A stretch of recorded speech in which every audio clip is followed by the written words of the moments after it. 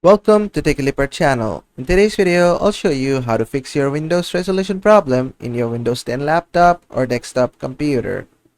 Now, at first, what you have to do is just be on your desktop, right-click on your desktop, then just click on Display Settings. From here, just scroll down a bit and you'll see your display resolution. Make sure to click on it and select the recommended one. If yours is already selected to the recommended one, you don't have to do anything. After that, go to scale and make sure to select the scale to the recommended one as well. And after that, just go to the display orientation and make sure it's properly aligned. And after that, what you can do is scroll all the way down and click on advanced display settings. From here, what you have is refresh rate.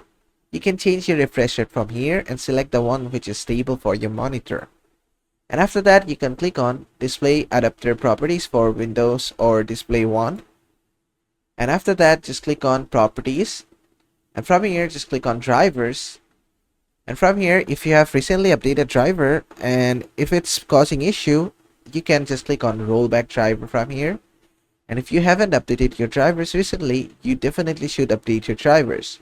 To do that, just click on update drivers and click on search automatically for drivers. If you have the latest drivers installed, it's gonna do nothing, but if you don't have it, it's gonna install it for you. I have the best one installed, so it's doing nothing. So I'll just close this as well. Click on OK, click on close. And after that, I'll just go ahead and restart my PC. And basically that is how to fix screen resolution problem on your Windows 10 laptop or desktop computer. I hope this video was helpful. If it was, please give it a thumbs up and don't forget to subscribe.